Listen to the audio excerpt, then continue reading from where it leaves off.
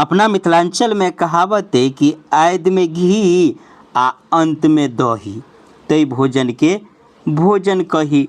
आ ओई बीच में दही आ घी के बीच में कढ़ी, ओहिके बाद सकरौड़ी झबका जे कहै छी से भऽ जाए, आ 11 रंग के तरकारी और पापड़ तापड़ सब मिला कऽ। मुख्य रूप से तो दूगो सब्जी रहैया, देखियो पापड़ भऽ गेलै, चिप्स भऽ गेलै, अहाँके मिरचाई भऽ गेलै, तरुआ भऽ गेलै 1-2 रंग के, ई सब चटनी उटनी फलान चिलान सब मिला कऽ जे 11 रंग के ई सब्जी हुए तब की कहल जाए भोजन के। ओना तऽ जे अपना ओहिठाम सन मिथिलांचल सन भोजन होइए कतौ, ओहोमे कहै है रसगुल्ला रसगुल्ला ने, लेकिन भात दालि सन उत्तम जँ ढंग से हुए ताहिसँ कोनो उत्तम भोजन होइए।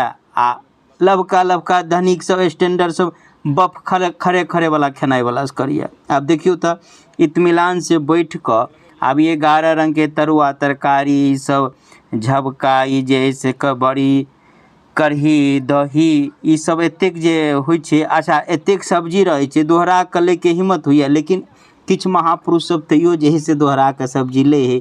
आ ओहोमे बारीक जे अलगर्जा रहै, यानी जखन जे खोजलिए हरदम अहाँके देह पर चढ़ल रहत जे लिअ, तब खाइमे आ जे आनंद आओत से कोनो ठाम आ कोनो भोजमे एहि प्रकार से नहीं आओत। आ अपना मिथिलांचल के तऽ हाँ तऽ अखन तऽ ओना मलेमास चलैया, तऽ शादी बियाह वाला एनहर पूजा पाठ वाला सब तऽ बंद है, भोज नहीं। तऽ ई सभा वाला भोज है, श्राद्धी भोज। आब श्राद्धी में ओहो छलैया 10 गाम के पंच सब, सोचलिए कि औथी ही तऽ जरूर जेबाक चाही, कनी दूरो है तऽ कामो छोड़ कऽ जेबाक चाही, किएक तऽ 10 गाम के पंच सब उथिन, ओकर दरसो परस भऽ जायत, गामो गाम घर घूमि लेब। आ एहन मौका बार बार नहीं मिलैया, तऽ ई छलैया सभा वाला भोज। आ की केना व्यवस्था है तकर दृश्य तऽ अपने सबके सामने में।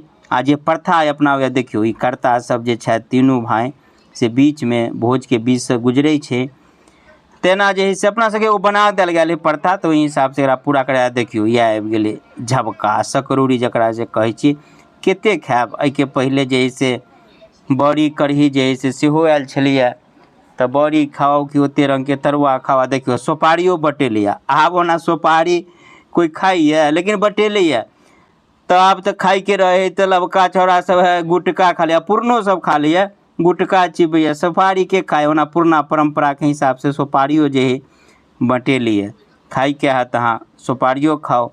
आ एहि प्रकार से भोज जे है से जकरा कहक चाही जय विजय भोज। आई भोज हमरा कुशवाहा समाज के भोज छल। गामों के नाम बता दी छी, तो पिरसुलिया गाम में जे नरार के बगल में भोज छल। एहिमे जे है से गाम छल उपस्थित, जाहिमे गाम शामिल छल क्वार, बलुआ टोल, सेली वेली, नरार, मधुबनी टोल, झौआ और किछु गाम छूटो रहले। ई सब गाम इस भोज में शामिल छल। हमरा जय।